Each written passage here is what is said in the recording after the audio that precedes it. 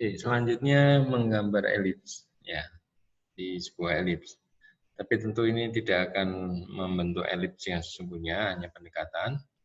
Ya, oke, kita bisa menggunakan pada elips itu ada sumbu panjang dan sumbu pendek. Ya, seperti contoh pada gambar ya, garis horizontal yang adalah sumbu panjangnya dan garis vertikal adalah sumbu pendeknya. Oke, nah pada ujung-ujung ini kita beri tanda, kemudian kita hubungkan garis diagonal dari ujung sumbu pendek dengan ujung sumbu panjang, salah satunya. Ya. Kemudian kita tarik sebuah garis bantu vertikal ya, yang melewati sumbu pendek. Kemudian ya, dari pusat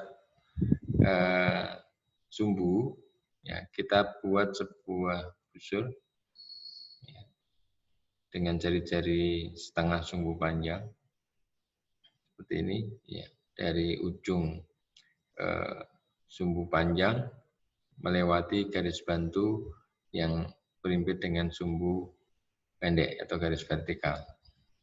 Oke. Nah, kemudian kita buat sebuah lingkaran dari ujung sumbu pendek ya, ke atau berimpit dengan lingkaran yang kita buat melewati sumbu panjang tadi. Ya, seperti itu.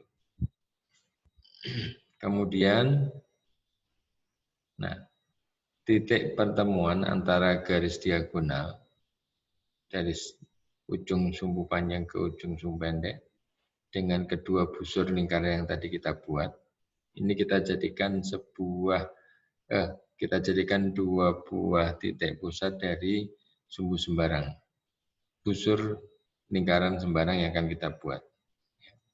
Jadi kita buat seperti ini, ada dua busur yang sembarang, tentunya dengan jari-jari yang sama.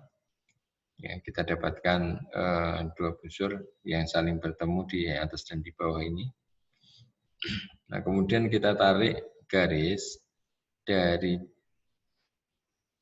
pertemuan kedua busur ya, melalui garis vertikal, garis bantu vertikal yang tadi sudah kita buat.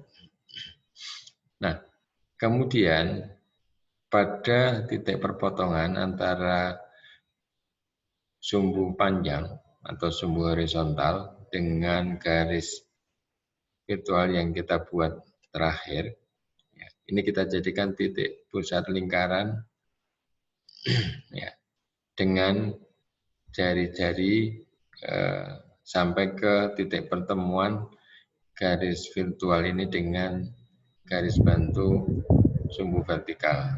Ya. Ini kemudian kita buat sampai berpotongan dengan yang bagian atasnya. Oke. Nah, kemudian kita tarik garis, ya. Ini adalah dua garis yang simetris.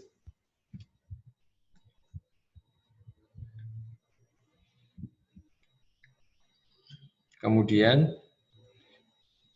ya, dengan berpusat pada titik sumbu, titik pusat sumbu, ya kita buat busur lingkaran juga yang memiliki jarak pada titik potong dua garis virtual yang tadi. Ya. Oke, sehingga kemudian kita bisa bentuk gambar jajaran genjang seperti ini. Oke, nah kemudian kita buat ya busur lingkaran seperti ini. Ini bagian ujung dari elip yang sebelah kiri. Begitu juga untuk yang sebelah kanan kita buat seperti itu. Ya, dengan jari-jari yang sama. Kemudian untuk yang bagian atas dan bagian bawah elips, ya, kita buat lingkaran atau busur lingkaran dengan titik pusat di jadi pertemuan garis vertikal dengan garis virtual yang tadi kita buat yang terletak di bagian bawah. Ya. Begitu juga yang sebaliknya untuk bagian bawah elips, kita buat busur lingkaran dari titik potong yang paling atas. Nah, ini adalah bentuk gambar elips, ya, pendekatan membuat elips. Ketika kita ketahui sumbu panjang dan sumbu pendeknya, kita buat seperti langkah-langkah tadi. Oke, baik, itu jadi ini beberapa hal yang perlu Anda perhatikan ketika membuat gambar teknik dengan alat bantu, ya, dengan instrumen. Jadi Anda harus jaga kebersihan, ya, baik dari tubuh Anda, tangan Anda yang Anda gunakan untuk menggambar, maupun juga peralatan-peralatan yang Anda gunakan, harus dijaga kebersihannya. Kemudian Anda juga harus hati-hati dalam menggunakan alat-alat bantu tersebut. Ya, karena ketika tidak hati-hati, bukan gambar yang bersih yang kita hasilkan, tetapi mungkin gambar yang sedikit kotor, dan itu kita hindari. Baik, demikian untuk pertemuan kedua kali ini. Kita akhiri. Assalamualaikum warahmatullahi wabarakatuh.